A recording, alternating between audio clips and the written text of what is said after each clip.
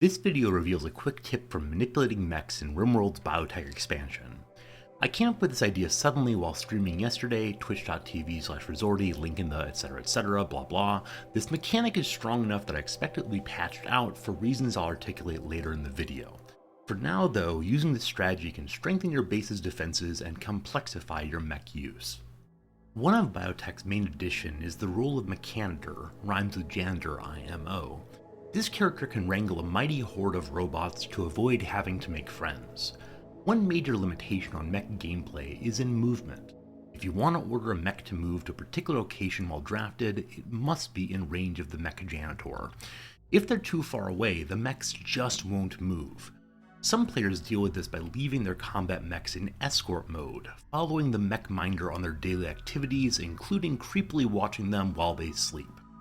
But this wastes mech energy, and with enough robots, looks like a frankly ridiculous conga line. A second solution some players have developed is to leave their combat mechs in dormant energy recovery mode. The robots cuddle up in a pile, drink some sleepy time tea, and recharge 1% of their batteries per day. Forward-thinking Rimworlders realize the location of the Robo Slumber Party matters, so they intentionally dump them near the fighting area, from which the Mech Chad or Mechad can collect them when it's time for work. There's just one problem. Once your base is sufficiently large, the Mech Mom has to run a great distance to pick up her kids from daycare. A busy woman on the go just doesn't have time for that commute. So, a tip. Mechanoids can be zoned, and they follow the same zoning rules as other pawns. Most notably, when their zone is changed, they'll move to a new one, even if they're not being supervised by a Mechan. Look at him go! This can obviously be used to shift mechs into advantageous combat locations, say behind a cover before a raid begins. Once in that new location, the mech can be drafted and will work as a stationary turret. Only downside is that they cannot move. Zoned mechs can be used in two other key ways.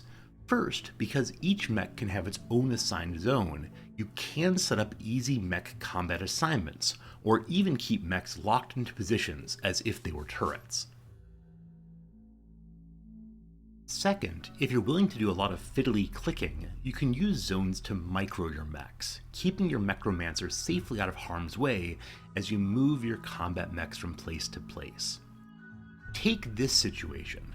A collection of long-range hostile mechs are too far for your only friendly mech to reach.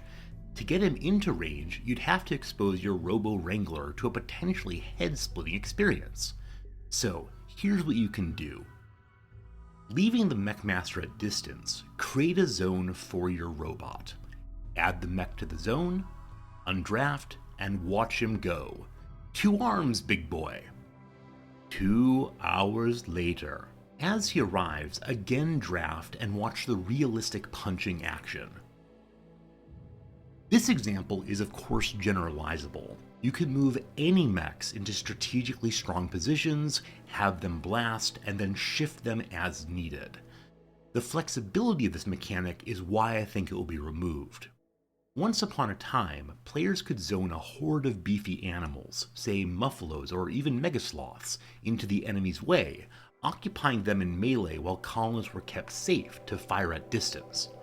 Now, most animals instead require penning and manual movement from a handler. In the long term, I'm guessing mechs will be able to move only when in range of their mech minder. For now though, happy zoning. And do let me know what other fun mechanoid strategies you've discovered here in Biotech. If you've enjoyed this video or found it helpful, consider throwing me a like or a subscription. For each like, Sasha gets 1 pet. Any new subscriber, Fritz gets 1 too. Thanks for watching, and I'll see you again real soon.